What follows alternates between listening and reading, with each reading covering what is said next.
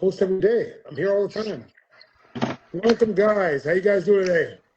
Doing good, doing good. How are you guys doing? Good, good. Phenomenal. Welcome, everybody, to the Dirt on Gardening podcast with Urban Gardening with Gray and the Chocolate Botanist and myself, Andre the Farmer. So, what is new, guys? Welcome back. Welcome back. Welcome, all you guys. What's going on, Gray? Tell me what's up with you. Well, first of all, welcome back to you because you are the one that's back in the country.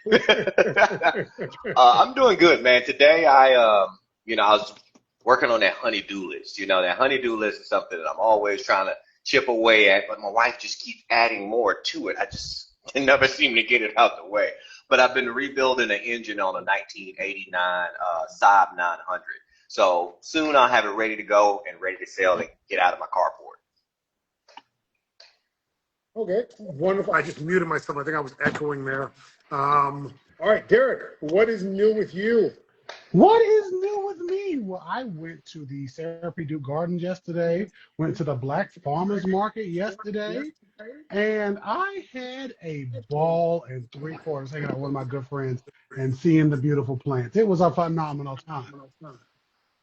You know what? I need to do one within here on this computer. I need to turn the volume down. There we go.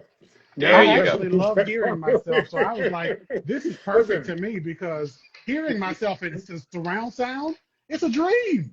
You see, that's why I'm not the tech guy. I am not the tech guy. He's And lying to everybody, he is. I think it's appropriate too, because right, like we're all 10 years apart, and the youngest guy is, of course, the tech guy. The middle Yeah. guy knows a little bit, and then the old guy doesn't know nothing. So, so it works out perfectly. It works out perfectly. Yes, I just got back from Mexico. I just had the longest vacation of my life. It was 10 days. I've never had a 10-day vacation in my life. It was awesome. I woke up this morning in my bed here, and I didn't know where I was. I was like, I'm looking around, like, what that? Where am I? So it's amazing how quickly you can be accustomed to something different. When I got Yeah. back home, though, the garden was amazing. There was so many mangoes available, and I want to show you guys a couple treats that I got out of the garden. I got Yes. 3 pineapples like this out of the garden. Ooh, And look when I at that. tell you, That's I'm not a amazing. huge pineapple guy either. But I'll tell you what, one of these fell when I was carrying them because there's so much stuff. It dropped and it bumped the ground. And from that spot, it started leaking out so much juice that I had to Wow. cut it.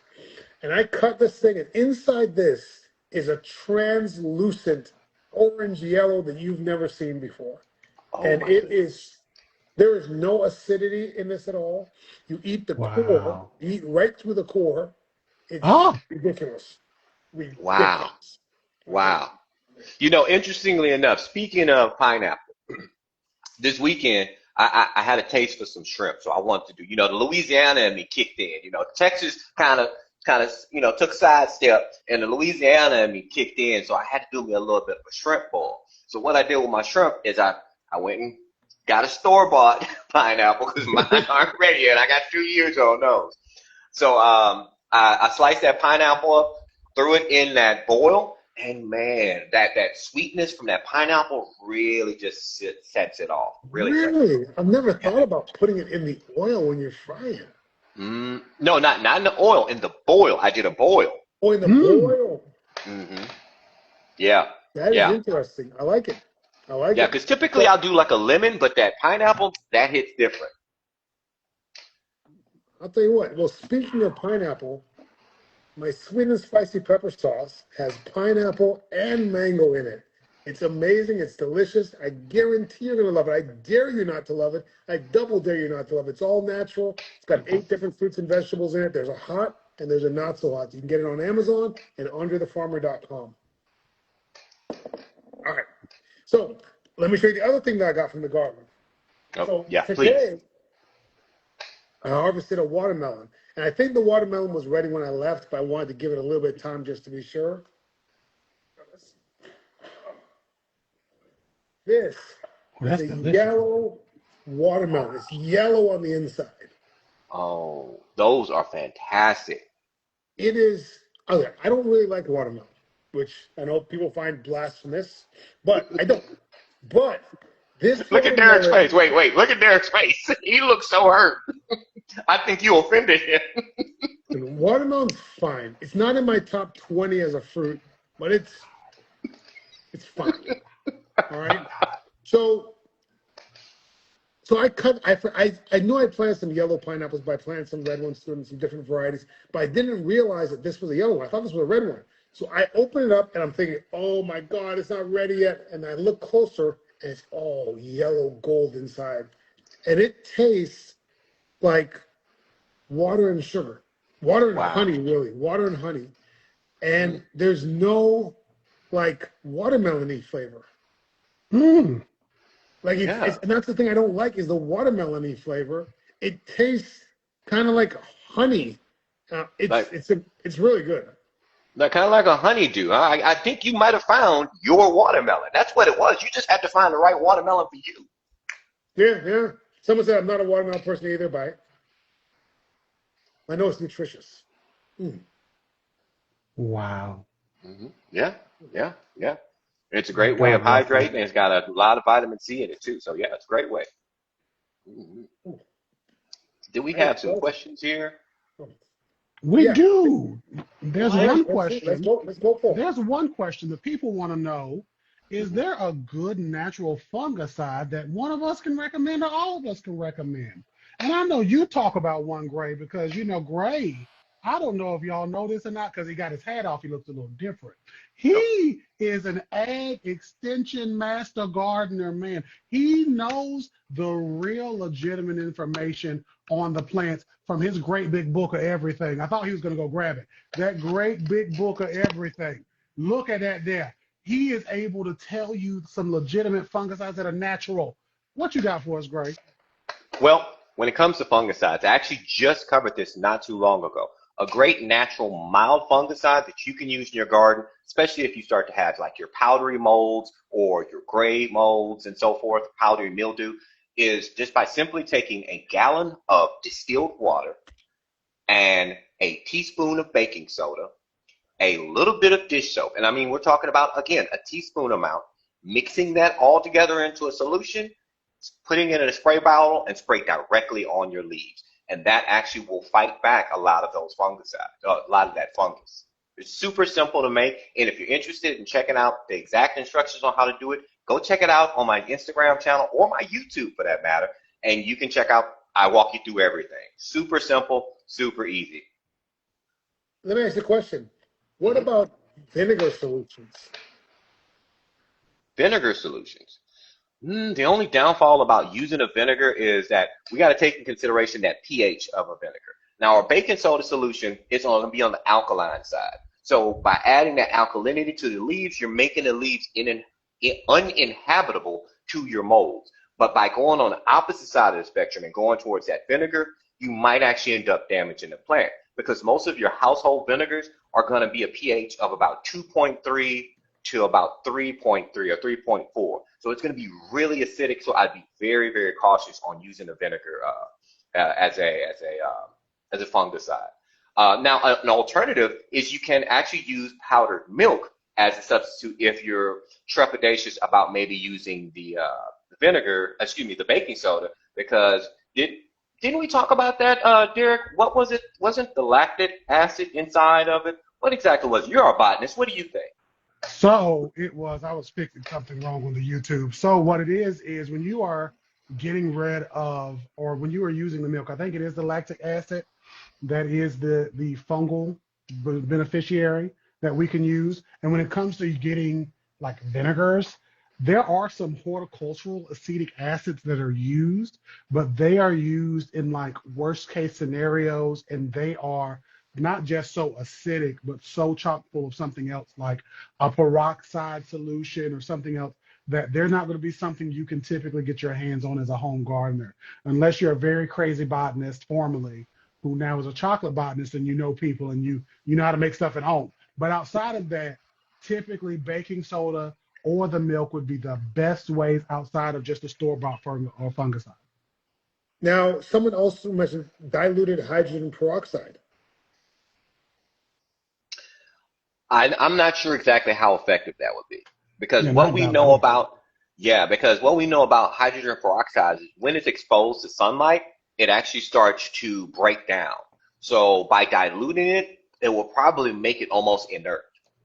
Okay. So I don't know how effective that would be. Yeah, like 3% is already dilute in general, and like in most agricultural, horticultural applications, you're going to be using something closer to, I mean, you're still going to start off with 10% and superbly dilute it, but they're using it consistently like irrigation solutions, or they're using a higher percent, like a 10%, a 6%, and then like doing a soil drench. So that wouldn't be something you do. A lot of us will just dilute it because somebody says so online, but it takes a certain parts per million of that chemical to be beneficial and be a antifungal. Right. Because now the reason I ask is because I had my soursop tree in Mexico has a bunch of it gets a lot of white fungus on it. It also gets these little white insects on it that look almost like scale, um, but they can move a little bit. And I sprayed it with a vinegar solution, with some diluted vinegar, Uh-huh. directly on it. I took a toothbrush and just basically cleaned off all of the white stuff off the. It's on the fruit themselves, Hmm. and then basically vinegar, toothbrush, and that's how I got it off. And I don't know. What do you think? Am I my fruit gonna Well, rot too? It's gonna well, burn I a hole in mean, my how fruit? long ago did you do it? A couple days ago. Okay, how does the fruit look now? It looked fine. Like the next couple days, it looked fine. So You're good. The most yeah. important step that we always take in the master gardener world when it comes to pest control or fungicides and so forth, and my lights just went off, hold on, is that we monitor. That's the first step. And when we're talking about integrated pest management. So if you monitor it and it looks like it's fine, then you're good to go. You're good to go. But I want to know, do you know about how much you diluted? Like what would be your ratio? It's about 5 to 1. Okay. And you said you were doing this to get rid of what now? Scale insects? It's kind of like a scale insect, but there's also a bit of a white, like almost like a white powdery mildewish kind of thing on there. So it was a toothbrush Uh, and the spray. well, I mean, definitely the chemical would agitate them potentially, but also you're like physically agitating them, and that's a cultural control. So cultural controls in the integrated pest management or IPM world is where you're doing not just a spray of chemicals, right? That's easy, it's simple, but you sometimes have to do extra stuff. I gotta like really get that chemical in there. I gotta really rub it all the way down in there. I gotta brush some things out of the way and interrupt the apple cart. So that's what I would say. Yeah, I think that's beautiful. Okay, Yeah. good. I made a video, so I'm gonna tell the other people about it. But I wanted to talk. Well, we wanted to talk today about seasonal gardening, and I think there's no better season to talk about than the upcoming fall or late summer. Like what are things that we are planning to do or should be doing this time of year? Well, I tell you, this is a great time to start working on those fall vegetables because as our temperatures start to cool off, now I can say start to cool off, but in here in Texas, it don't start to cool off until like maybe mid-November. I mean, we had Decembers where we're walking around in shorts. But as it starts to cool down, this is a great time to start getting those leafy vegetables ready. So what you can start doing is actually start planting those indoors right now and getting those seedlings ready so you can start having those transplants ready for when it's about time. You know what? No, I'm not even gonna say now. I say you got a couple of weeks because you could do now until about August, like mid-August or so, start getting those transplants ready. So what would be things that people would be doing now? Like, because I know I'm kind of in harvest mode right now for most of my things. Um, I think that for most of the country, they're probably still a ways to go before they're really harvesting a ton of crops. Well, yeah, I'm harvesting right now too. I mean, I've been harvesting a bunch of the tomatoes, cucumbers, and so forth. But like I said, seed starting. Like truly, I'm going to show you right now in my seed starting cabinet. I Hmm. actually have my second batch of cucumbers because again, remember, I'm in Texas, so I have that extended growing season, and Oh, that's so nice. have my second crop of cucumbers ready to go. Starting now, they're a little Nice, leggy, but nice. I want to keep those cucumbers going for as long as I can because I know when it gets too cold, I'm not going to be able to grow these. So because I had that extended growing season, I'm going to get my succession planting going on, and I'm going to get as many cucumbers as I can possibly get out of the season. So it's still a great time to do that as well while you're starting your seeds for your fall. Now, Derek, do you do anything, like in terms of like, I know you do on the patio and you got the house plants. Do the seasons affect how you grow? They do because I'm what's called a tropical plant. And when it gets too cold, I don't want to be outside anymore. Anything below 70 degrees Fahrenheit is freezing to me. So, I don't ever want to be outside. Anything 69 degrees, I hate to see it coming.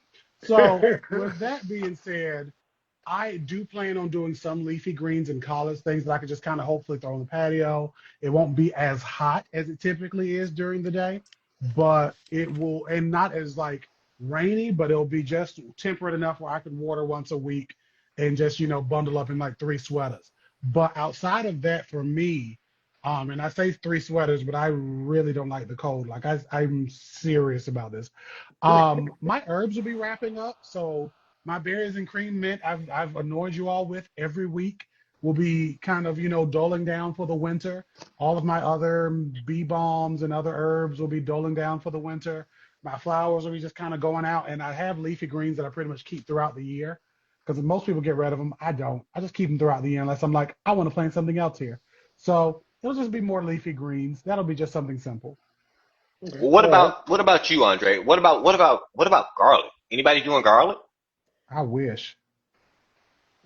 Garlic for us here is something that it needs a little bit of chill to do. So that's something that we generally do in the spring, and we chill it actually in the fridge over winter. Chill it in the fridge because we don't get cold enough here. Chill in the fridge, and that helps produce those bulbs instead of just getting green onions when time comes. Right, nice. See, that's a great idea because a lot of times we forget about that chill factor, right? That chilling hours. And so by utilizing that refrigerator or freezer to get those chill hours, that's great because you can also do that when you're sowing seeds for a lot of your fruit trees and so forth, and even like your strawberries and such too. So great tip. Uh, Now, Kay White says, I'm in SoCal and started broccoli by seed at home right now. No idea what I'm doing, but they're starting.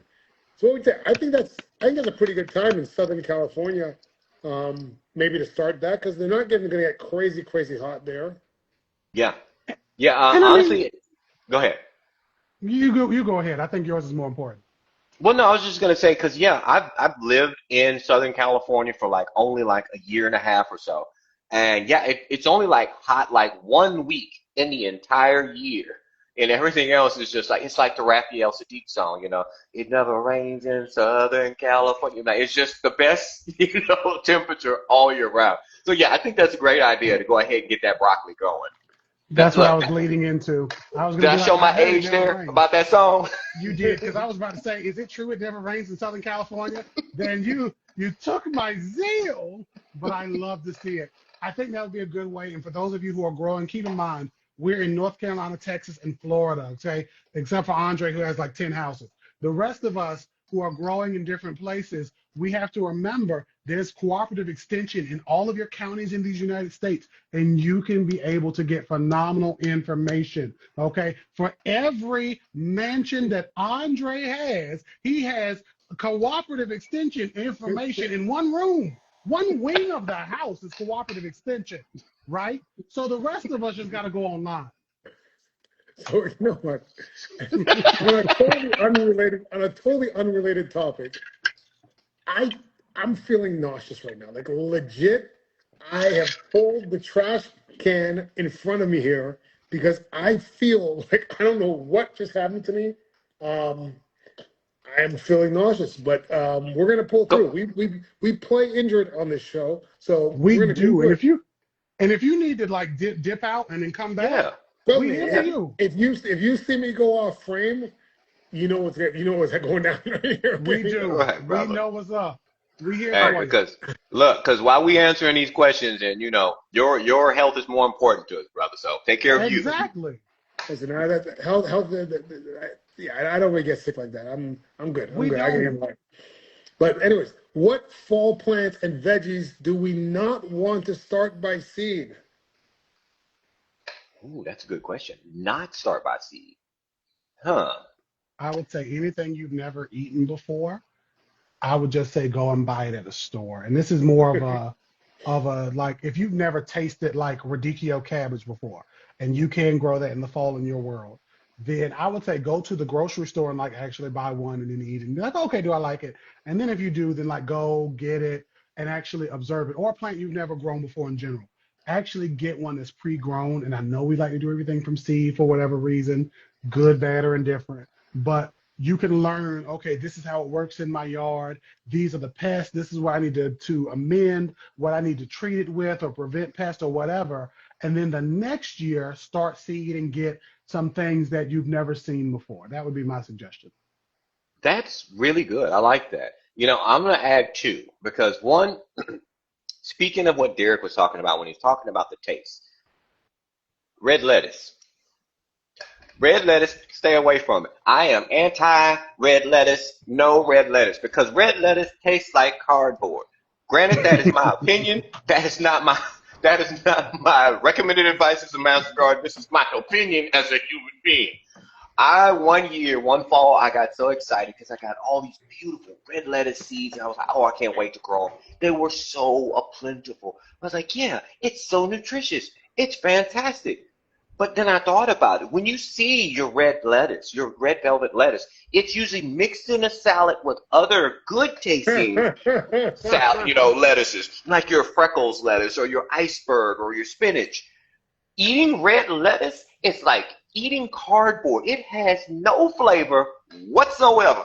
So take it from me, learn from my mistakes. Don't grow red lettuce unless you just like eating cardboard. But that's just my opinion. Now, I kind of agree because a lot of times people are hung up on growing everything from seed. I've had people, where I've grown something like I might buy an eggplant or something and plant it. People are like, oh, you're not a real gardener. You didn't grow from seed. Listen, you don't get any prizes for growing from seed, right? You There's don't. no awards. It's kind of like I play a little bit of golf, and my buddy loves to always play from the gold tees all the way in the back. And I heard a guy one time talking on I use Instagram or TikTok. He said, "Listen, they don't give out any medals for playing from further back. Make your life easy. There's nothing wrong with buying starts, and a lot of times, starts are an easy way to find out if this thing will work in your area. And like this guy said, if you like the thing, how hard do you want to work for a thing you don't like? Yeah, exactly, exactly. Now I'm going to tell you something else because everybody knows that I grow a lot of strawberries, right? 13 Mm. strawberry patches and growing. I sell strawberries at local events and so forth. I have so many of them. But a lot of my strawberries, all of my strawberries, I do not grow from seed because one, short attention span, and again, like Andre said, I'm not winning any kind of award from growing these strawberries from seed. Now, especially if I'm going to start my strawberry seeds in the fall, right? Because your strawberry seeds, you want to start them in the fall because you want them to get those chilling hours because they need that cold stratification to get those seeds to start to germinate. And like Andre said, you can put them in the refrigerator to speed up that process. But you're giving yourself a very much longer timeline because now those seeds, once they finally germinate, because they're not going to germinate over the winter for you, they're going to germinate in the spring. And then you have to wait almost a whole nother season before you'll start getting your first strawberries off of. So why have that deferred gratification? I prefer growing from bare roots. Bare roots are inexpensive. I mean, we're talking about like $1.25 per bare root. And if you say, great, what's a bare root strawberry? It is a strawberry with about 6-inch roots, and all you have on the top is just the crown, the top of it, usually with no leaves. You order that, or you buy that from a local vendor, place it in some water, about an hour, let those roots wake up because they're dormant, and then plant them out in the ground, and then boom, in like 3, 4, 5 weeks, you have new leaves sprouting. You have new strawberries. I mean, they're ready to produce right out the gates. So why have that delayed gratification when you don't need to, you know? And you run the risk. Like you can get pretty far along in the process of growing strawberries from seed, and they could just die. And It's then you true. completely wasted all that time. So, but listen, some people want the challenge. Some people like to do things the hard way.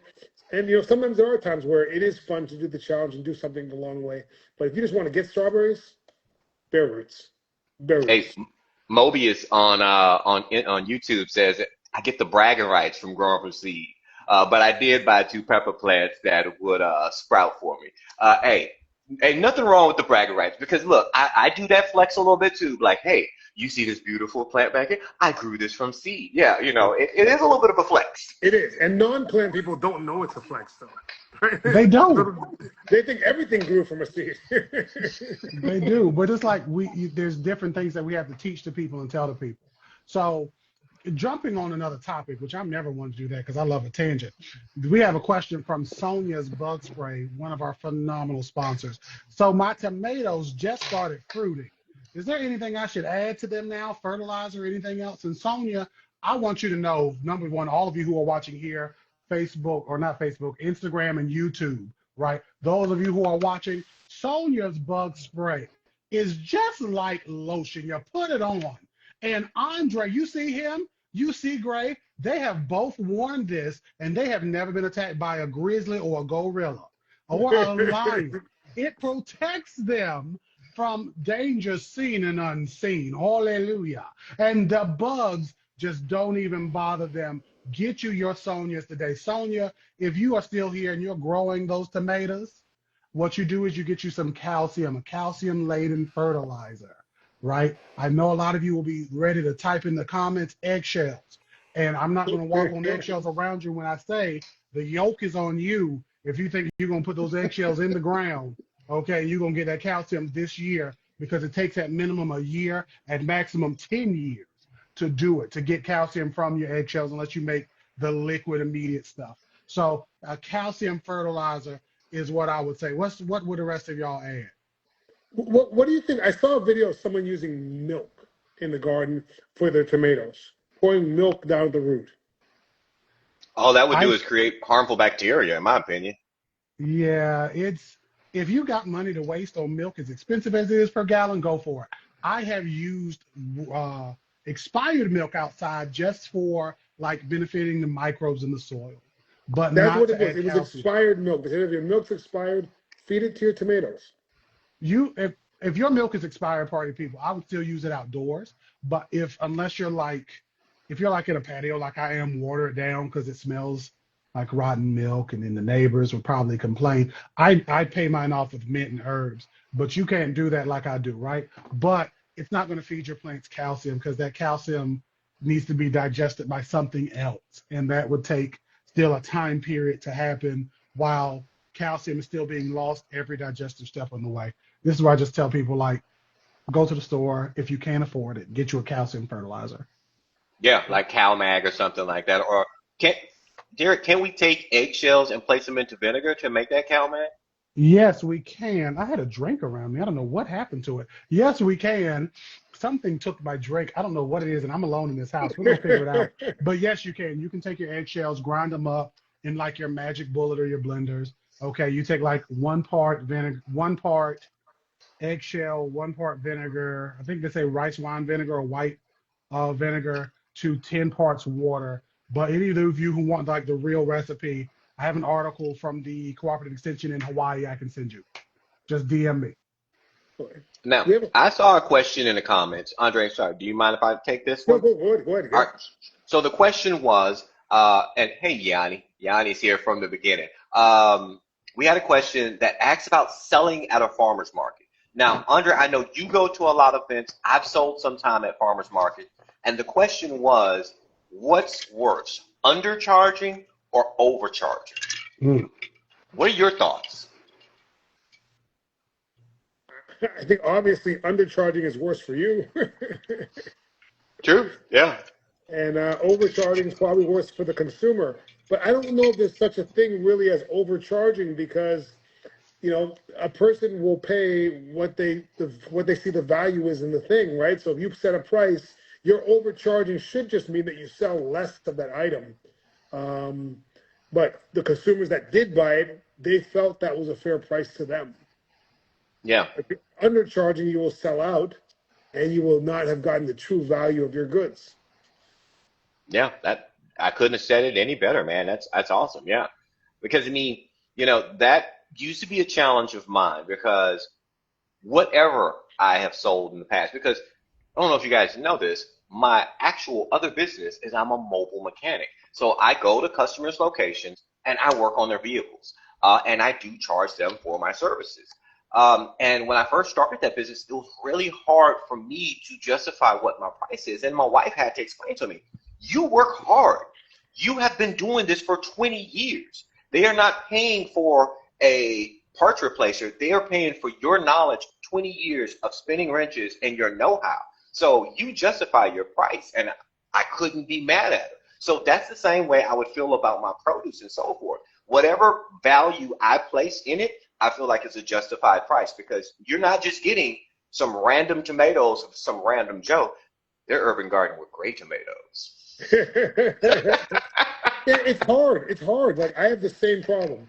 Sometimes it's hard for me to present. Hey, this is going to cost you this, or this is going to cost you that, or I'm selling this for this. And I tend to generally undersell most things, but that's just I feel like I don't know if it's guilt or whatever. But my wife is the same way too. She'll be like, "Why? Like, this is how much this would normally cost. You need to do that." It's even on social media, like my sister had to get me to create a rate card with what it would cost to make a video. I was doing videos just for like a free hat or something, and she's like, "No, you can't be doing that. You got, yeah, that's." Because let me tell you, when Andre told me this, I said, "You've been doing what?" And then I proceeded to flatline. I passed out on the floor. I had stopped breathing. I don't know what happened. And then I was like, "What do you mean?" And this is for any of you who make content or do anything where you use your time to provide a service. Your time is worth something. There are people who I will give stuff to, right? If Andrea Gray was like, "Derek, I need your voice for something," all right, here we go. I'm gonna give you voice because we're in community. People I'm in community with, I will do stuff for, right? But to these brands, they would pay a team and actors if they were making a commercial on TV or on YouTube. So they need Yeah. to pay us. And that's just what I feel. But our price is our price, and we are worth that price. And if you are under or overcharging, I think at the farmers market, while I've never sold, it's just a matter of what your time is worth in conjunction with your prices and your supplies. There's people who I know. I just went to a plant store in the last 2 or 3 months. I had to really fix that up because I was like, "Oh, they're gonna know who I'm talking about." In the last 3 or so months, I went to a plant store that was god awful expensive, but that's their price. That's what they choose to sell, and obviously it works for them. They in business. Yeah, Yeah, because when it comes to commercials, I feel like I'm just as good as Michael B. Jordan, but I mean, that's just me.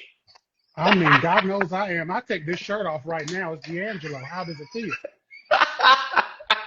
And speaking of how does it feel, there are a couple of people who are feeling out where can they get some legitimate plant information for their outdoor gardens.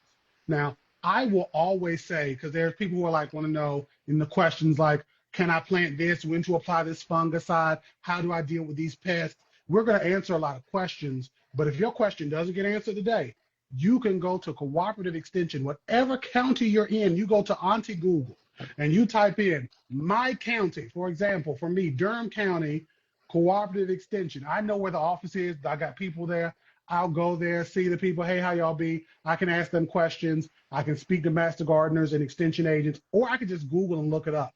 And I know where the actual hub is because that's my alma mater, NC State. And I could be like, boom, I can go here, get information, get testing done, figure out what a bug is and whatever have you. So there's some questions that are way up there in the front, in the way up there that I'm like, we ain't gonna scroll all the way back there. But for those of you, that's your general thing. That's where I would tell you to go.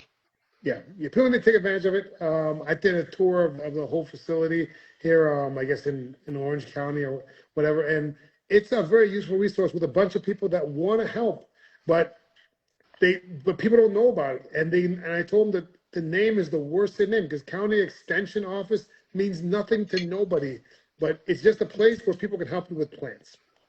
And Yeah. it has Now, 5 names depending on where you are in the world. yeah. Now, Enderprise had a question. I wonder if that's from Ender's Game. Have you guys ever read the Ender's Game books? Yes, Ender Game was awesome. That whole series, yes. Oh my gosh! Like I'll tell you what, that is one of the most underrated book series ever.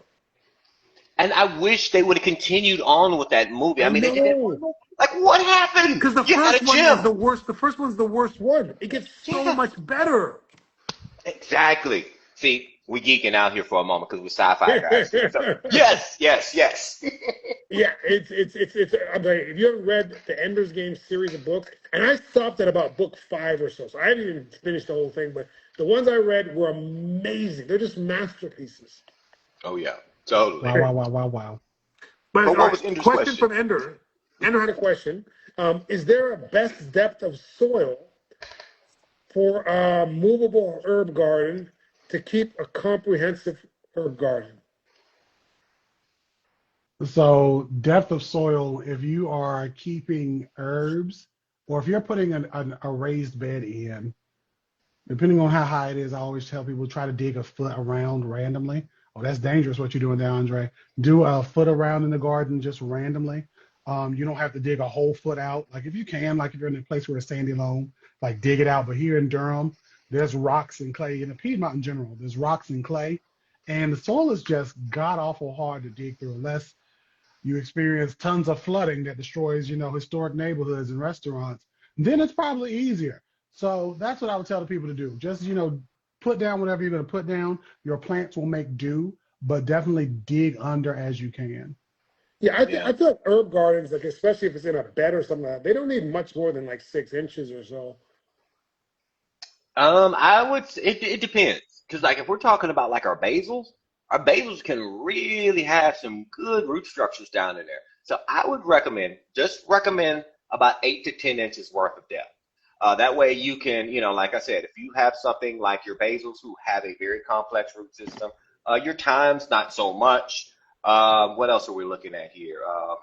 Mint, Rosemary's. Mints rosemary. actually can be very, very complex because remember, they like to spread. Whatever you put Right, them in, they will fill all of those roots up with right. rhizomes and all kind of things, and stolons and so forth. So, but yeah, if we're talking about like our rosemaries and like our lavenders and such, you don't need as much depth. They're actually kind of almost on the top layer with their soil structure, with their root structure. But yeah, generally, I always go about 8 to 10 inches just to give them a little bit of room. Plus, to train those roots a little bit too, because when we're doing our deeper watering and we're staggering, we're slowing down on how much we're watering, guys. Because I know we love to water our plants, but when we slow down on our watering, you're training those roots to travel downward to find that water table, so you're not having to water so much. So Unc had a question. Are there any good resources to tell you what each vegetable needs to grow? Amount of water, sun, soil, pH, etc. That's the Well, one you I can. was. That's the one Oh, I was go. alluding to earlier. Go ahead, Andre. Okay. Oh, I was gonna say, yeah, just like Derek said, you can always, check with your local ag extension because that information is free and you can literally type it in their search browser. Like, I want to grow tomatoes. What do I need? And then boom, they will give you a whole article on it. Or you have three gentlemen right here who love answering questions, not only on the live, in our DMs, in our comments. We're here to help you. My strawberries flowered but not fruited. What's going on with on the go with Deb's strawberries? Pollination. You might be a Mm. lack of pollinators. You still need to have pollination to go on for your strawberries. So you're probably not getting visits. So, and plus let me ask you this. What's your fertilizing look like? Let us know in the comments because when your strawberries are flowering, you still have to fertilize. And once they start producing fruit, then you have to keep fertilizing because they're making offspring. They're making fruit of themselves. So you have to keep that fertilization going. And you're going to want to go with something that's a little bit more phosphorus in nature when it comes to that fertilization and alternate between phosphorus and then maybe like a fish emulsion to get a little bit of that nitrogen. Not too much nitrogen. That's why we said a fish fertilizer because it's lower on a nitrogen scale. You don't want more leaves than you want flowers. Does that make sense? Does anybody grow pine berries? Justin's asking if anybody grows pine berries. I have before in the past. Pine Are those berries are like those just, white strawberries? yeah, They are white, delicious sometimes like too. a light green. Yeah, it's funny. I never taste the difference. To me, they just taste like regular strawberries, just white. There was some, I might be mixing up apples and oranges, but there were some strawberries I remember having, and it was like one of them fancy bourgeois varieties, and they were like, you get like 10 in a box for like $20. I don't know why. I had money at one point, so I was like, let's do it. And they were the best strawberries ever. I ended up making a Cheong fruit syrup out of them, and they were spectacular. Yeah. See, and you're right though, because those pine berries are supposed to have like a, they're supposed to be a mix between like a pineapple-y kind of taste and a strawberry. But when I tasted them, they taste just like regular strawberries to me. And I'm fine with that because I love strawberries. Kids love strawberries, so we're good with that. But I didn't taste any difference. Okay. Mm. But now I will say this: growing them out in here in North Texas, the plants didn't last that long. Pine berries, if I'm not mistaken, they need to be in a little bit of a cooler environment. And so after my pine berries, they kind of died back. I just kind of stuck with my three favorites, and that's going to be my Ozark Beauties, my Albions, and my Chandlers, as far as my good heat tolerant strawberries that do well in this zone. So, so someone said, please redecorate, Andre.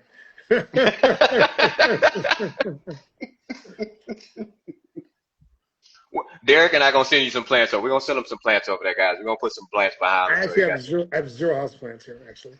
I was about But to say, he has I'll tell you zero. what, It's not going to this work. is the unfinished office. But if you saw the rest of the house, my wife's an interior designer, and don't worry, the house is decorated. The house is decorated. It's constantly evolving, so it's fully set up. But let's see. I have a beautiful ZZ plant. It is sitting on, I don't know what a ZZ plant is, but it's sitting on a sunny windowsill. It's beautiful, but it's not growing. Am I doing something wrong? I've had it for 3 months. You don't know what it is because it's a house plant. It's Immaculate Zammifolia. So it is a very slow growing succulent. And I am going to show off my ZZ Raven go and my get that, regular ZZ. ZZ because, y'all don't know this, but I'm always never that far from plants. So this is my children, my babies.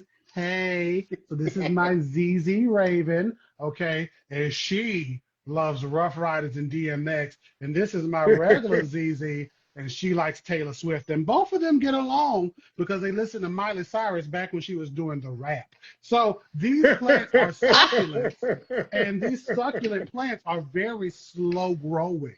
So it takes some time for you to notice any discernible growth, especially when you're propagating these from leaf cuttings, which takes like a year or more for you to really see anything. When it comes to them, right? When it comes to these ZZs, okay, you said you're worried about watering them too much. They have these like potato-like rhizome structures, and I wish I could show them to you, but I'd get dirt everywhere. But it's just take my word for it. It looks like a little potato. This rhizome, they're succulents. They don't need much water. I just water them when the soil is dry, which is like once a month, once every other couple of months. And I keep them in a bright room. I have a lot of grow lights in this living room. I give them that, and they're just growing. And then I fertilize like, maybe at this point, probably every time I water them. And I even fertilize during the winter, but that's a whole nother story for a whole nother day. And for those who was like, how do you get those leaves shiny? I mean, there's sprays you can get that you can purchase from like Arbor or We the Wild or other people that are not currently sponsors that you can get to like rub your leaves and clean your leaves. But mine just look shiny just because I don't do any of that.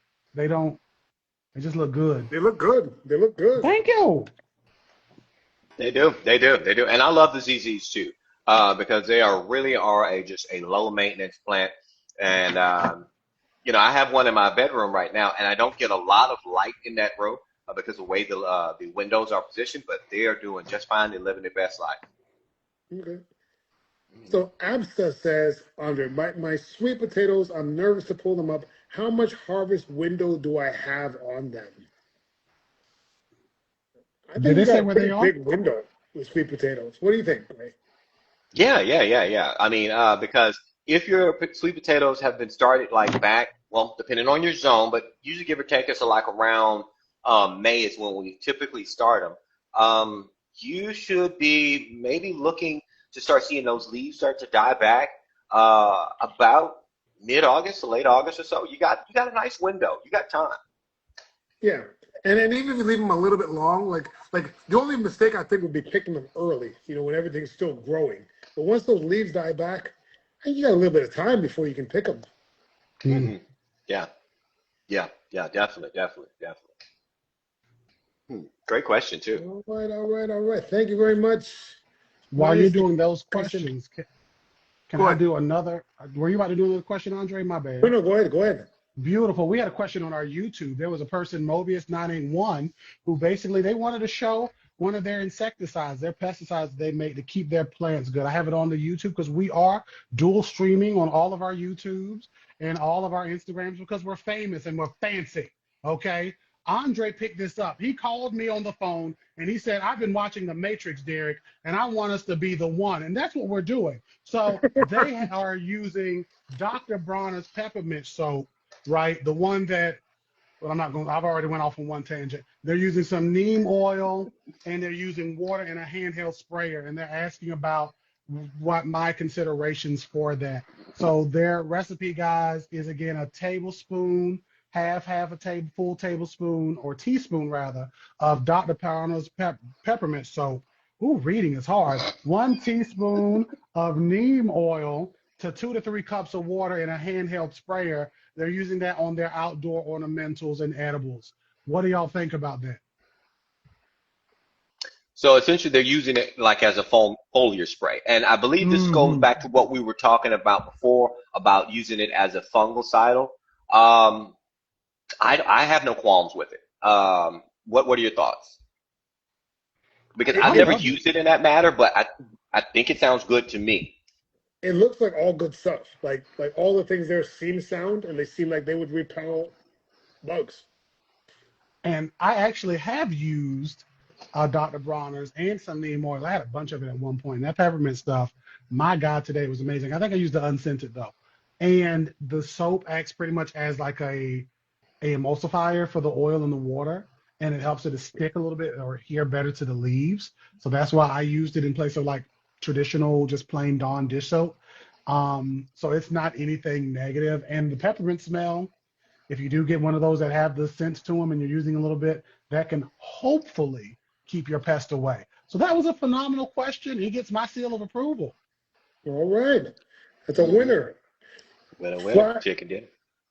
Fly Fisher Mama says, I grow tomatoes in containers. Should I change the soil in the container every year? That's a good question. It's a great question because tomatoes are heavy feeders. They love all the nutrients you can give them. Now, would I completely just DX the soil that I have? No, because I reuse soil as much as possible. I know Derek does and I know Andre does. I'm going to reuse that soil as best I can. I would recommend amending it, adding to it, adding your fertilizers, adding your microorganisms back to that soil before planting another, or maybe even choosing a different plant to put in that soil. Because think about it. If you replant another tomato in that plant, your pet's going to be like, oh, this is where they plant their tomatoes. I'm going to come hang out right here because it smells like tomatoes. It's got tomatoish kind of vibe, so I'm going to come hang out right here. No, confuse them. You put another plant in there that actually can be planted right after that tomato. Maybe something that's going to be adding nutrients back to it, like your legumes or like your peas or so forth. Make sense? And that might be a great idea right there, because what you could do is, I guess you could do something there too, but you could, once your tomatoes are done, overwinter some beans in there, overwinter some beans in that pot or something like that. It's pretty much like a crop rotation. So that's perfect. Exactly like a crop rotation, yeah. I mean, that's what started the whole Dust Bowl. People weren't rotating crops. They're just pulling all those nutrients out of the soil, and then that soil became dirt. Yep. All right, Tsunami Beats says, when you propagate strawberries by way of runners, how does that turn out? For me, turns out great. I love doing it. It's an endless source of strawberries by doing this. So we got to remember with our strawberries, most of your plants are always going to try to reproduce themselves. They're always trying to continue on their gene pool, right? So strawberries, they send out runners. and runners are just pup plants off of that main plant. And a video I just did this week, actually, I took a runner and placed it down in some pre-mixed sandy loam, and 3 to 4 weeks later, I'll have a full-grown tomatoes on the brain, strawberry plant. I cut it away from the main parent plant, and now that's a new plant. And when I said that I go to like local events and farmers market, those are what I'm selling. I'm selling my children. That did not sound right. You heard it here first. Somebody's going to cut that up. Children for sale. Children for sale. You know, well, he sold his children. They're going to just cut that all the way up. We love that. Now, I have a quick question for y'all that's, again, coming from the YouTube. Do either of y'all or have either of y'all grown bay laurel? I want some bay laurel. I have not grown any yet, and I know it actually grows in my zone. I just have to find me a tree. And if you're not familiar with bay laurel, that's bay leaf, and I love it. But no, I haven't grown it. Yes, I have a tree, and it's very slow growing here. Probably, you could almost say that it's not growing here. I've had a tree for about 5 or 6 years, and it's probably about the same size as when I first got it, but it looks fine. It doesn't want to die, but it doesn't really want to grow that much either. Can you give us some quick care tips? I don't think they like full sun that much. I think they like sort of that partial shade. I pretty much, it kind of just sits there and neglected. Like it's in the food forest, in the middle of the food forest, and it's just a tree. It always looks healthy and looks fine, but it doesn't really get much bigger.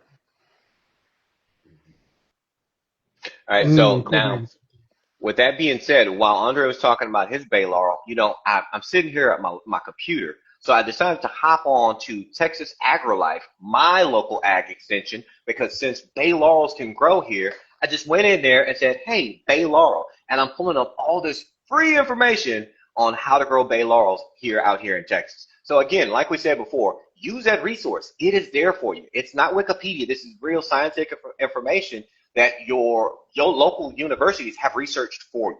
So when it comes to your bay laurel, let's see, it thrives the best. Okay, so I believe Cheryl said she was in Missouri, so it does the best between 8 through 11. So that's why it grows good in my zone.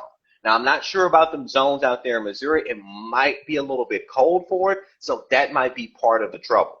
Needs a lot of sunlight, and then again, just like our strawberries, it's going to love that well-draining, slightly acidic soil. So you can amend this, and this is another question we had on YouTube from Friction Hitch. You can amend that organic, that clay soil that you have out there in Missouri, because I've been there back when I was in the United States Army. You can amend that with by adding some sand, adding some organic matter to kind of break up those molecules and all that clay. See if that helps you out. It might be a little cold there, but honestly, if you amend that soil a little bit, break it up, aerate it, add in some sand, add in some organic matter, that might help it out a little bit more. Now, someone had a question about the ZZs. I've kind of lost it, but they said that their ZZ root bulb had gotten so big. Can you split the tuber or the root bulb? Can you split that? I wouldn't. I mean, you probably could do a split propagation off of that. I would not. They typically, over time, just start to like send off offshoots, like other rhizomes, and kind of take over an area. So it's a slow grow, but there's not really a way to like make it fast unless you're growing them in a greenhouse that's like dried out or something. So yeah, and you like know, it just takes time. And you know, speaking of propagations, when we're talking about propagations, where am I at? You know, because I mean, what gardener would I be without always having my pruning shears around me? Because I'm always propagating. And you know what I love using with my propagation tools? What you love to use? Retain spray. This retain spray is a great way of lubricating and cleaning your tools. Let's show YouTube too. Say, hey, YouTube, you can see too. Retain spray is a great way of being able to, one, clean and lubricate your tools, but also stop the spread of disease. Because a lot of times when you're propagating your plants, or when you're clipping those strawberries, those runners, and you're trying to get them to make new plants, a lot of times they fail is because you inadvertently spread disease. So make sure to spray retain spray on your pruners in between cuttings. We love Now, to see it. yep, definitely great stuff. It helps a lot with your grafting and air layering if you're into that. Because a lot of times your grafts fail because they get infected. And if you keep everything clean and not sterile but disinfected at least, then you're going to have a lot better chance, a lot better success rate. If you're failing with your grafts and your air layers, not having something like this might be the solution. Definitely. Definitely. I have 2 mango trees in my yard, but this year harvest appears to have deformities or stains which lead to fruit rot. Knows the same issue with trees in my area in Kissimmee. What can that be? Like I said, most often that's anthracosis. Is that how you say it? Yeah. Yeah. Yeah, but it's a fungal issue, and that's where you see a lot of the real strong black staining on the fruit. Now it's normal for the fruit to have a little bit of those little black dots, but when you have excessive amounts, that's problematic. I have a mango in there right now that I picked yesterday that has a pretty significant amount of that, and that's why I got it off the tree because I don't want it really getting on the other trees. Yeah. Stopping the spread is the most important thing. Good job. And a fungicide could be a solution. Some people will actually spray the buds, the flower buds, early in the spring when they come out, just to prevent that anthracosis from sort of getting onto the buds and onto the fruit. But once it's on the fruit, there's not a whole lot you can do once it's on the fruit. Yeah. Anthracanosis. And I don't know why I'm trying to help you. You know, I'm like the worst at pronouncing. Andre, I was making a video today about Roselle, and I was trying to use all the different names. I was like, and several times through the video, I had to cut, stop, edit, because I was like, Sorrel. Just my tongue was not, my Texas accent was taking over. All right, let's see. What are any other questions on here? I'm trying to go through it. Trying to go dragon fruit. What's the time frame for blooms and bear fruit? I grow dragon And fruit. I have a ton of dragon fruit out there right now, and I find that from the time I get a cutting of a cactus, it takes about 2 years for me to get fruit. Some people get it faster than that, but I think 2 years is a reasonable amount of time. you know, it's funny you mentioned dragon fruit. My 6-year-old son just found out what dragon fruit was, and he was like, "Dad, we have to grow some." I was like, "You know what? I'm gonna call up my good friend Andre, and I'm get a cutting from him, and we're gonna grow you some dragon fruit, buddy." All right. I'll I get think you some earlier cutting. somebody was asking if we all met in person. So, do we want to explain our relationship to everyone real quick before we Sure, roll? sure. Well, I just happened to come across one of Derek the Chocolate Botanist's videos, and I was like, there's a voice of reason. Because I swear, so many times in this space, the gardening space, you get so much ridiculous nonsense. And I heard him, I was like, you know what? This is a smart dude. I'm following him. I like him. Good job. And then me and Gray, we have a gardening school together called Better Gardener. So I'd already known Gray. So one time I'm doing it live on Instagram, and I see Derek down in the comments. I'm like, hey, come on up. So we start talking, then Gray pops by, and he already knew Derek. So then we just started talking on here, and I was like, you know what? This is some good stuff right here, guys. I And think we that got was something here. and that was the birth of the Dirt on Gardening, even though we done changed names like 12 times. We did, but we don't talk about those days of us renaming. Every cousin has 12 names. Most people in my family don't know my real name, Derek. All they know is Scooter. So we just have to have that. Scooter? That's all they know. If somebody calls Derek Haynes, they'll be like, "Who is that?" I had a little cousin. He's like, "Scooter, who is Derek, and why are they calling you that?" And I was like, "That's my name." He's like, "No, it's Scooter. Scooter," and I was like, "No, that's not on any documentation whatsoever. That's not my name. That's my nickname, but it's You not my don't real look like a name." scooter. My mom, when she was pregnant with me, used to eat a thing, and I know you two will remember the name of it, called Scooter Bars. And the Scooter Bars are now called Strawberry Shortcake. Y'all didn't remember them from the 90s? They used to apparently be called Scooter Bars, the well, Strawberry Shortcake ice cream bars.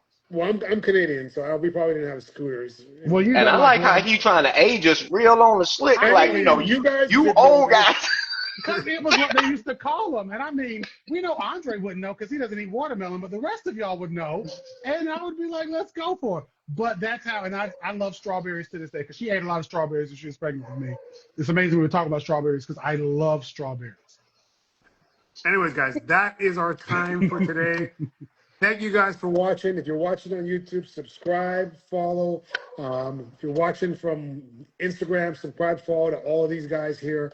We're happy to have you guys here. We really appreciate you guys coming out every week and watching the show. So thank you very much for your time. What do you guys got to say?